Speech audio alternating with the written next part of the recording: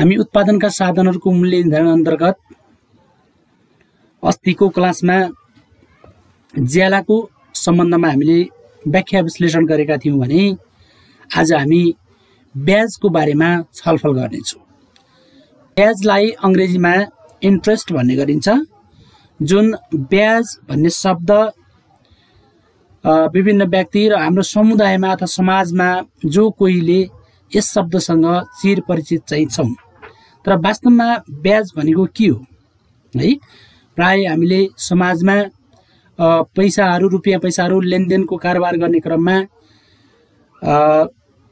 तिर्ने अतिरिक्त मूल्य हो, जसलाई हामीले अब ब्याज भनेको के हो त्यसलाई हामीले शाब्दिक रूपमा यसको अर्थ सबभन्दा पहिले बुझ्नेछौँ।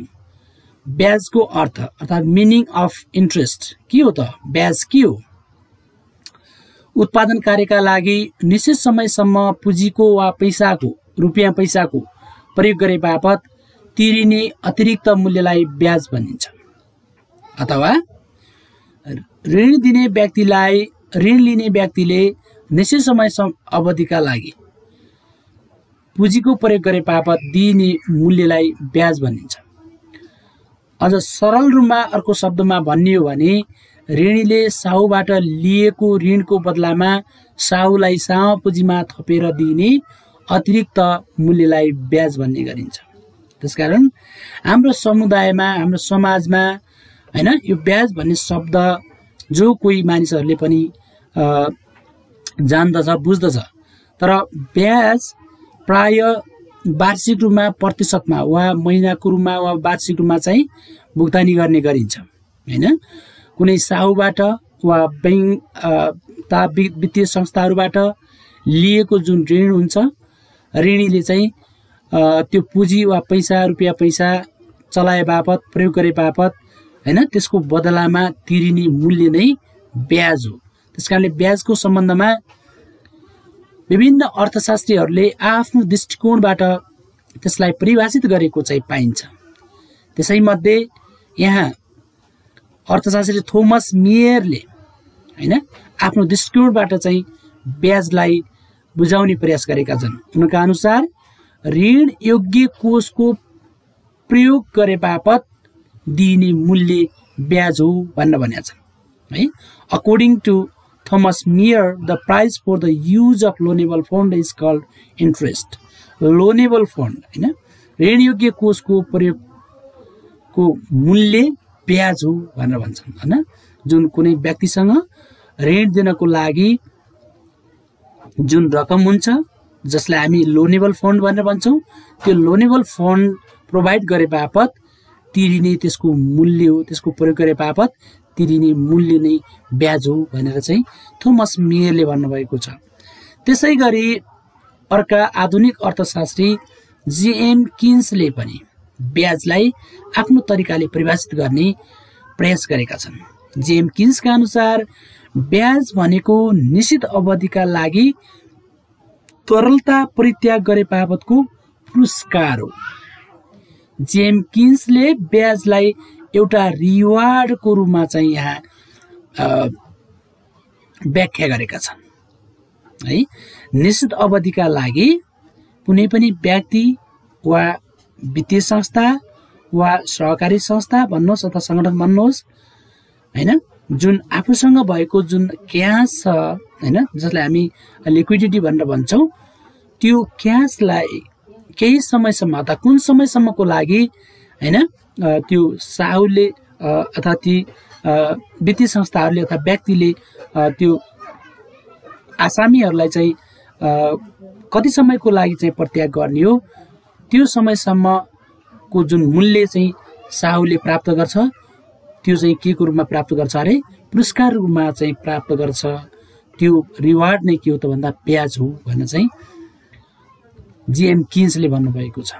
त्यसकारण ब्याज भनेको निश्चित अवधिका लागि तरलता प्रत्याग गरे बापतको पुरस्कार हो भन्ने गरिन्छ। त्यसकारणले प्राय एउटा व्यक्तिले वा बैंक तथा वित्तीय संस्थाहरूले सहकारी संगठनहरूले सर्टेन पिरियड अफ टाइमको लागि चाहिँ लोन प्रवाह गर्ने गर्छन् हैन। तपाईहरुको 3 महिना 6 महिना 1 वर्ष हैन, अथवा सोभन्दा बढी दीर्घकालीन ऋण अथवा अल्पकालीन ऋण भनेर भन्न सक्छौँ हामी। अल्पकालीन ऋण र दीर्घकालीन ऋण चाहिँ प्रवाह गर्न सक्छन् र त्यो लोन प्रवाह गरिसकेपछि त्यसको अतिरिक्त मूल्य अथवा महिनाको भन्नुहोस् अथवा वार्षिक हिसाबमा चाहिँ प्रतिशतको हिसाबमा चाहिँ ब्याज दिने गरिन्छ। जस्तो उदाहरणको लागि भनौँ, कुनै व्यक्तिले बैंकबाट 1 लाख रुपियाँ वार्षिक 12% तिर्ने गरिकन चाहिँ ऋण लिएको छ भने त्यो 12% जुन वार्षिक रूपमा तिर्ने गरिन्छ साहको बदलामा अतिरिक्त जुन मूल्य तिर्छ त्यसलाई चाहिँ ब्याज भन्ने गरिन्छ। त्यसकारण वित्तीय संस्थाहरूले लोन लिने क्रममा चाहिँ कम इन्ट्रेस्ट रेटमा र लोन प्रवाह गर्दाखेरि बढी इन्ट्रेस्ट रेटमा चाहिँ प्रवाह गर्ने गर्छन्। जस्तो पैसा चाहिँ बचत गर्दा पनि केही सर्टेन एमाउन्ट चाहिँ ब्याजको रूपमा चाहिँ दिने गर्छन् हैन। बचत अकाउन्ट खोलेर बचत गर्ने हो भने जस्तो हैन विभिन्न बैंकहरूले प्राइभेट बैंक र सरकारी बैंकहरू आफ्नो तरिकाले आफ्नो हैन नियमको परिधिभित्र रहेर चाहिँ ब्याज दर चाहिँ उनीहरूले चाहिँ ब्याज दर चाहिँ निर्धारण गरेको हुन्छ हैन। जस्तो उदाहरणको लागि मानौँ एनबीएल बैंकले नेपाल बैंक लिमिटेडले बचत गरे बापत डिपोजिटरले 4.5 अथवा 5% भन्नुहोस् अथवा 5.5% भन्नुहोस् अथवा 6% भन्नुहोस् अथवा 10% भन्नुहोस् हैन, त्यो एकाउन्टको आधारमा चाहिँ फरक फरक ब्याज दर चाहिँ दिने गर्छन् र लोन दिँदा पनि त्यही आधारमा प्रतिशतको आधारमा ब्याज दिने गरिन्छ। अब ब्याजको प्रकार है, ब्याज सामान्यतया 2 प्रकारको हुने गर्छ, कुल ब्याज र शुद्ध ब्याज, जसलाई शुद्ध ब्याजलाई खुद ब्याज पनि भन्ने गरिन्छ। कुल ब्याजलाई इङ्ग्लिसमा अथवा अङ्ग्रेजीमा ग्रस इन्ट्रेस्ट भनेर भनिन्छ है। अब कुल ब्याज भनेको के हो त है? ऋणीले साहुबाट लिएको ऋण पुँजी प्रयोग वा उपयोग गरे बापत तिरिने कुल मूल्यलाई कुल ब्याज भनिन्छ। कुल ब्याजमा शुद्ध ब्याज र अन्य रकमहरू पनि समावेश भएको हुन्छ। त्यसकारणले कुल ब्याज बराबर शुद्ध ब्याज प्लस जोखिमको प्रतिफल प्लस व्यवस्थापनको प्रतिफल प्लस असुविधाको प्रतिफल जस्ता रकमहरूको जोड नै कुल ब्याज हो। त्यसकारणले हामीले कुल ब्याज के हो भनेर चाहिँ हामीले त्यसको अर्थ प्रस्ताउन सक्छौँ। शुद्ध ब्याजमा जोखिमको प्रतिफल प्लस व्यवस्थापनको प्रतिफल प्लस असुविधाको प्रतिफलको जोड अथवा योग नै कुल ब्याज हो भनेर पनि भन्न सक्छौँ। यहाँ शुद्ध ब्याज भनेको जुन विशुद्ध रूपमा हैन, जुन साहुले हैन ऋणीलाई दिएको रकम हुन्छ, जुन निश्चित मेच्युरिटी जुन सर्टेन पिरियडको लागि दिएको हुन्छ, जस्तो मानव उदाहरणको लागि 1 वर्ष हैन, 6 महिना 3 महिना त्यो अवधिसम्मको लागि त्यो पुँजी प्रयोग गरे बापत, त्यो रुपियाँ पैसा प्रयोग गरे बापत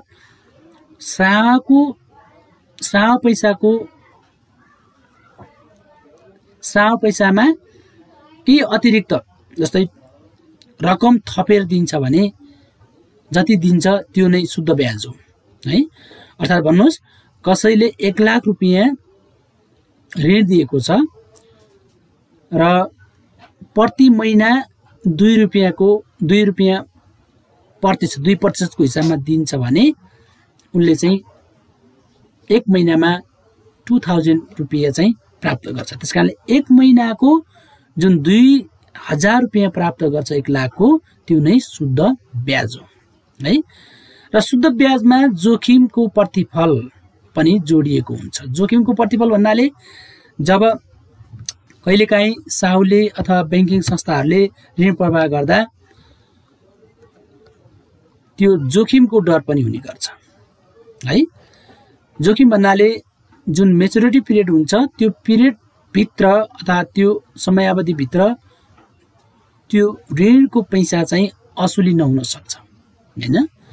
त्यो खराब ऋणको मा चाहिँ त्यो लेखाजोखा हुन सक्छ। त्यसकारणले त्यो बापत चाहिँ बीमित रकमहरू गरिएको हुन्छ। बीमित रकमलाई चाहिँ बिमा जोखिम पनि शुद्ध ब्याजमा साहुहरूले जोड्ने गर्छन्। त्यसलाई हामी जोखिमको प्रतिफल भनेर भन्छौँ। त्यो पनि जोडिएको हुन्छ। त्यस्तै गरेर व्यवस्थापनको प्रतिफल भन्नाले अब साहुहरूले अथवा बैंकिङ संस्थाहरूले लोन प्रवाह गर्दाखेरि त्यसको लेखा राख्नुपर्ने हुन्छ हैन। अप टु डेट त्यसको लेखा राख्नुपर्ने हुन्छ, हिसाब किताब गर्नुपर्ने हुन्छ, त्यसको लागि लेजरहरू तयार गर्नुपर्ने हुन्छ हैन, खातापाताहरू बनाउनु पर्ने हुन्छ हैन। त्यसको लागि चाहिँ कम्प्युटरको आवश्यकता पर्न सक्छ, क्याल्कुलेटरको चाहिँ आवश्यकता पर्न सक्छ, रजिस्टरहरूको लेजरहरूको आवश्यकता पर्न सक्छ र एकाउन्टेन्ट हिसाब गर्ने मान्छे, अडिटिङ गर्ने मान्छे चाहिँ राख्नुपर्ने हुन्छ। त्यसको लागि पनि खर्च बेहोर्नु पर्ने हुन्छ। त्यसको अतिरिक्त पनि केही रकम चाहिँ शुद्ध ब्याजमा चाहिँ जोड्ने गर्छ है। त्यसै गरेर असुविधाको प्रतिफल हैन। असुविधाको प्रतिफल भन्नाले जस्तो साहुहरूले आफूले जुन लोन ऋणीहरूलाई दिएको हुन्छ त्यो टाइममा अथवा समयमा मेच्युरिटी पिरियडमा चाहिँ त्यो पैसा असुल पनि नहुन सक्छ, साहुसहितको ब्याज पनि असुल नभएको हुन सक्छ। अनि अर्कोतिर आफूले त्यो पैसा उठाउनको लागि सम्बन्धित व्यक्तिको घरसम्म पुग्नुपर्ने हुन्छ, आफ्नो भाडा अथवा विभिन्न गाडीको चाहिँ प्रयोग गरेर अथवा प्लेनको प्रयोग गरेर अथवा ट्रेनको प्रयोग गरेर चाहिँ त्यहाँसम्म जानुपर्ने हुन्छ। त्यो भाडा रकम सहितको चाहिँ रकम चाहिँ उसले चाहिँ ऋणीबाट असुल्न सक्छ। त्यो रकम पनि शुद्ध ब्याजमा चाहिँ असुल्न सक्छ। त्यसकारण यो सम्पूर्ण असुविधाको प्रतिफल पनि शुद्ध ब्याजमा जोडिएको हुन्छ। त्यसकारणले कुल ब्याज भन्नाले शुद्ध ब्याज प्लस जोखिमको प्रतिफल प्लस व्यवस्थापनको प्रतिफल प्लस असुविधाको प्रतिफलको योग भन्नुहोस् अर्थात् जोड नै कुल ब्याज हो। त्यसपछि शुद्ध ब्याज अथवा खुद ब्याज भन्न सकिन्छ। यसलाई नेट अर प्योर इन्ट्रेस्ट पनि भन्ने गरिन्छ। साहुबाट लिएको ऋणको प्रयोग वा उपयोग गरे बापत ऋणीले साहुलाई दिने मूल्य मात्रलाई शुद्ध ब्याज भनिन्छ। तसर्थ शुद्ध ब्याज कुल ब्याजको एउटा अंश मात्र हो, पार्ट मात्र हो भन्न सकिन्छ। त्यसकारण यसमा कुनै अतिरिक्त चाहिँ मूल्यहरू अथवा रकमहरू यसमा चाहिँ समावेश भएको हुँदैन। त्यसकारणले शुद्ध ब्याज भनेको कुल ब्याजबाट जोखिमको प्रतिफल हैन, व्यवस्थापनको प्रतिफल र असुविधाको चाहिँ प्रतिफल कटाएर जुन बाँकी रहन्छ त्यो नै शुद्ध ब्याज हो।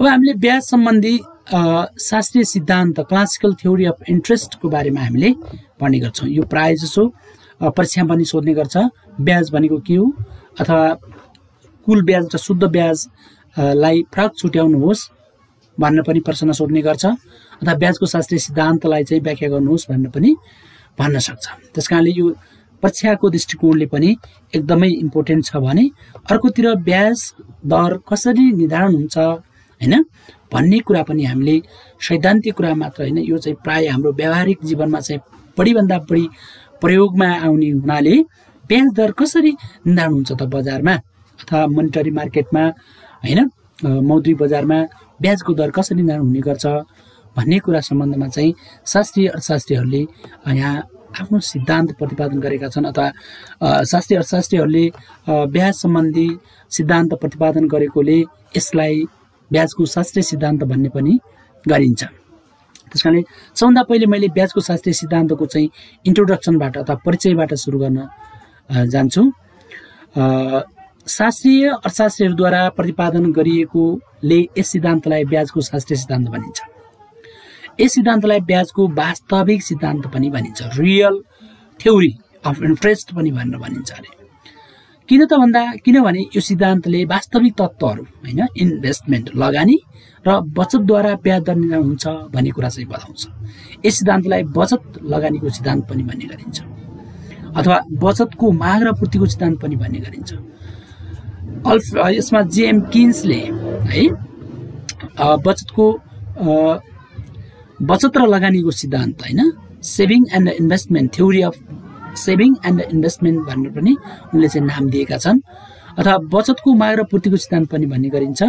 यसका विभिन्न नामहरूले चाहिँ यसलाई चिन्न सकिन्छ। त्यसकारणले हामीले कहिलेकाहीँ परीक्षामा ब्याजको शास्त्रीय सिद्धान्त भनेको के हो हैन, यसलाई व्याख्या गर्नुहोस् अथवा बचत लगानीको सिद्धान्तलाई व्याख्या गर्नुहोस् अथवा बचतको माग र पूर्तिको सिद्धान्तलाई व्याख्या गर्नुहोस् हैन, रेखाचित्र सहित तालिका सहित चाहिँ व्याख्या गर्नुहोस् भन्न सक्छ। त्यसकारणले यसलाई चाहिँ कुन कोणबाट कसरी चाहिँ यसको नामाकरण गरिएको छ अथवा भनिन्छ भन्ने कुराहरू हामीले बुझ्नु जरुरी हुन्छ। किन त भन्दा हामी यदि ब्याजको शास्त्रीय सिद्धान्त भन्न चाहिँ पढिएको छ तर बचत माग र पूर्तिको सिद्धान्त पनि भन्न सकिन्छ, अथवा बचत लगानीको सिद्धान्त पनि हो हैन, अथवा वास्तविक सिद्धान्त ब्याजको वास्तविक सिद्धान्त पनि हो भन्ने कुरा हामी यदि अवगत भएन भने हामी परीक्षामा सोधिएको क्वेसनको चाहिँ प्रश्नको चाहिँ सही उत्तर जवाब हामीले दिन सक्दैनौँ, हामी चाहिँ कन्फ्युजनमा पर्न सक्छौँ। त्यसकारणले गर्दाखेरि हामीले ब्याजको शास्त्रीय सिद्धान्तलाई चाहिँ विभिन्न नामले पनि पुकारिन्छ त भनिन्छ भन्न पनि बुझ्न जरुरी हुन्छ।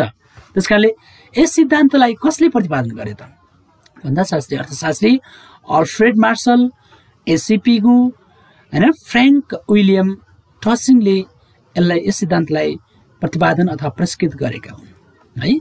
अब यस सिद्धान्तमा ब्याजको शास्त्रीय सिद्धान्त अनुसार ब्याज दर अथवा ब्याज हैन पुँजीको माग र पूर्तिको अन्तर्क्रियाद्वारा चाहिँ निर्धारण हुन्छ भन्ने कुरा चाहिँ सारमा हामीले यसरी पढ्नेछौँ।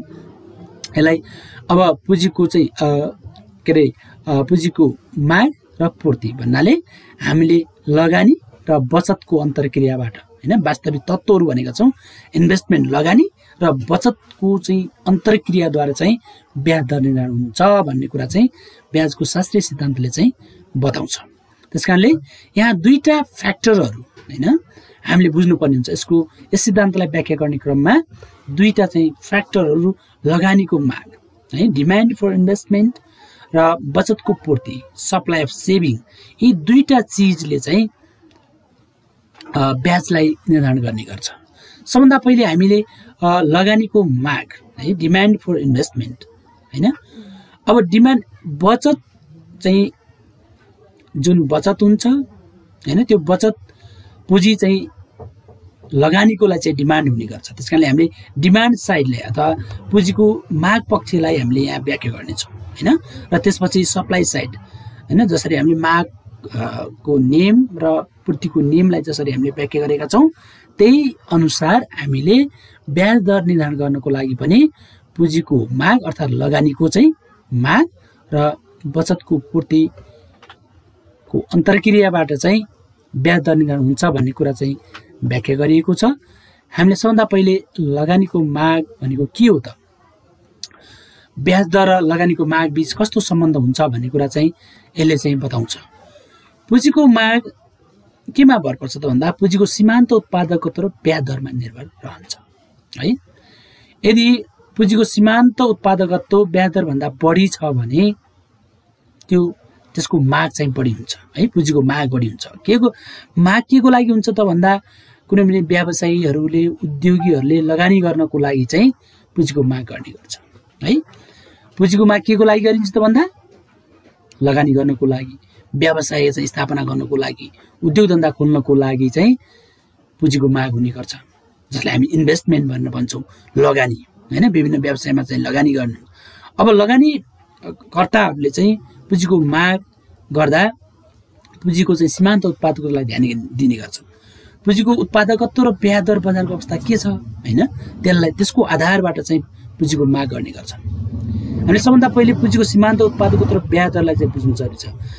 पुँजीको सीमान्त उत्पादकत्व र ब्याज दर बीचमा चाहिँ विपरीत सम्बन्ध हुन्छ है, विपरीत सम्बन्ध हुन्छ, उल्टो सम्बन्ध हुने गर्छ अथवा नकारात्मक चाहिँ विपरीत सम्बन्ध हुने गर्छ हैन। पुँजीको सीमान्त उत्पादकत्व यदि हैन बढी छ भने ब्याज दर कम र सीमान्त उत्पादकत्व बढी छ भने त्यसको डिमान्ड बढी हुन्छ हैन।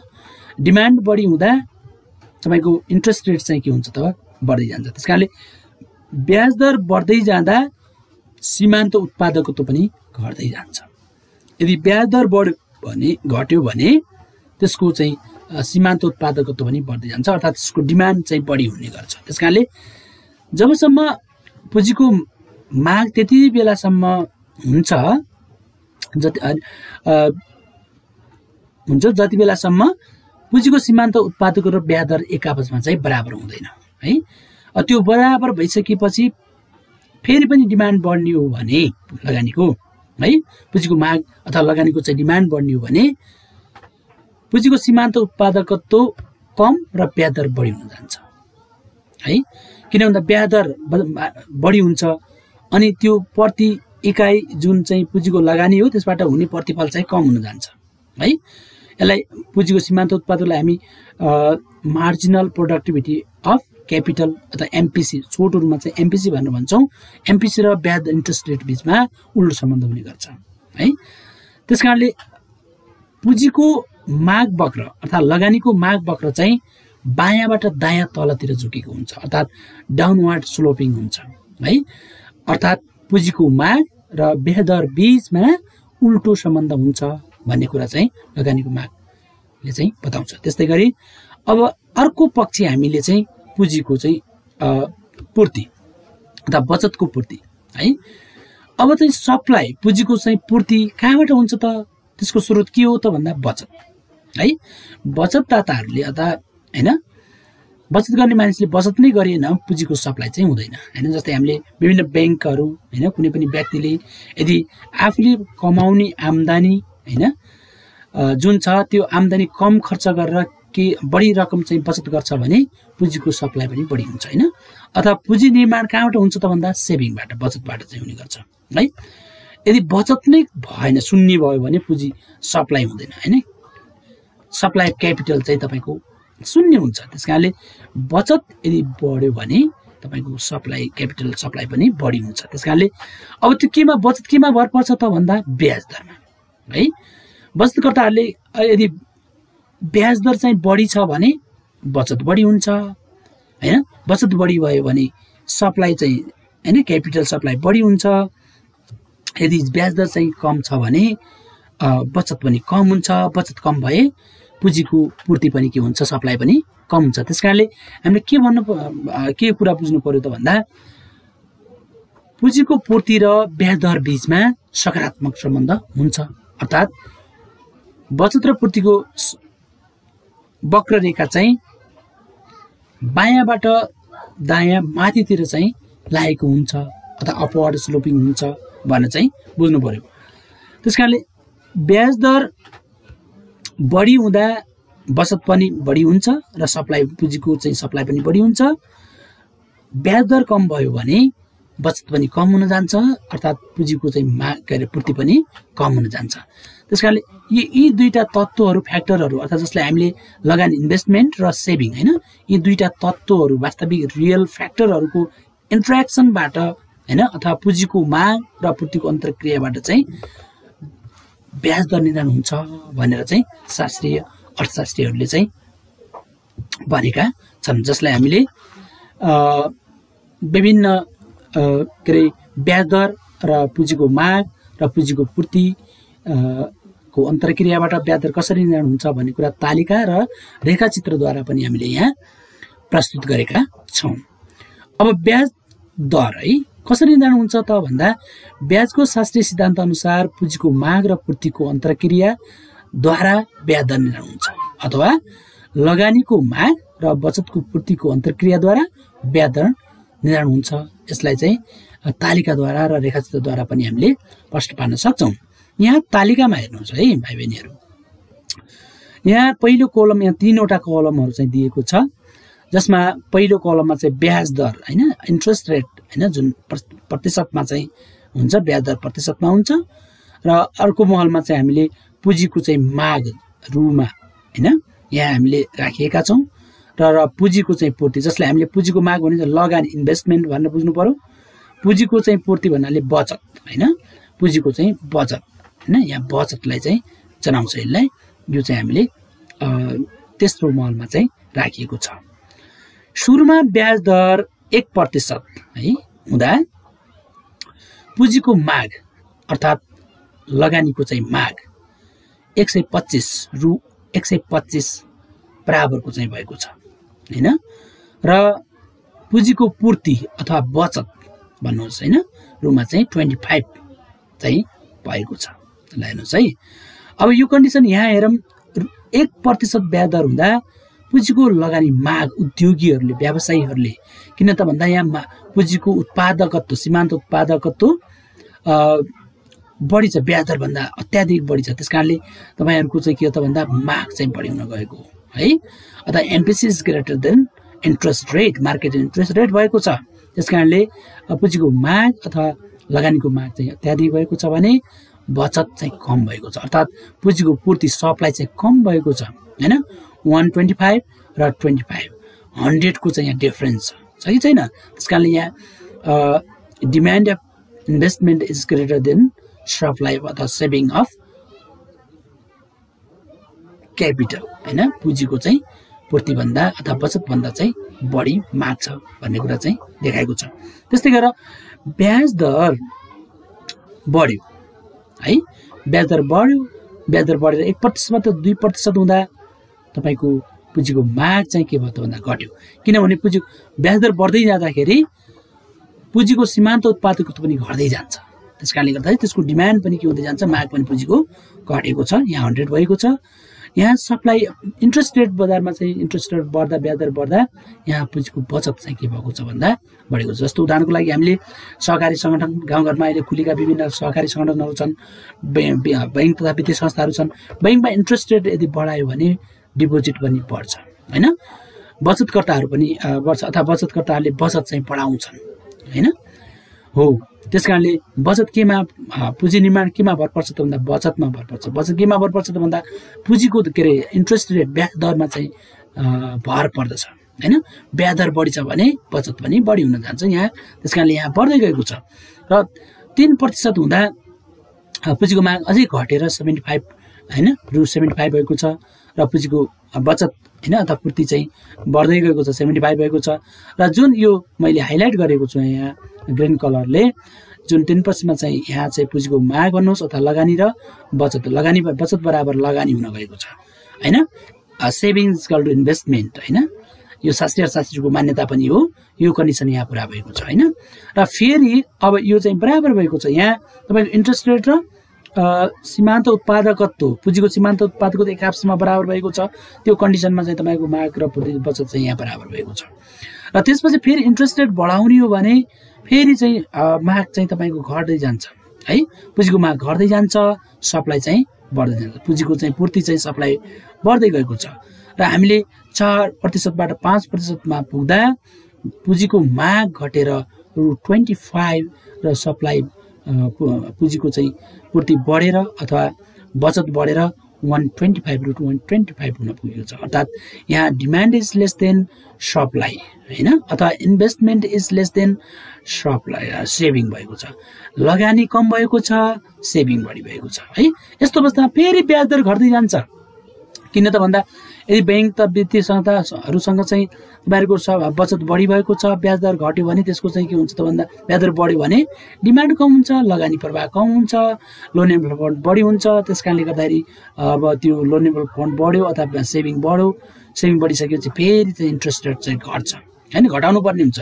किन त भन्दा डिमान्ड बढाउनुको लागि डिमान्ड घट्दै जान्छ र एउटा यस्तो कन्डिसन आउँछ जुन इन्ट्रेस्ट रेटमा पुँजीको माग अथवा लगानी बराबर सेभिङ अथवा investment is I is equal to यस हुन जान्छ।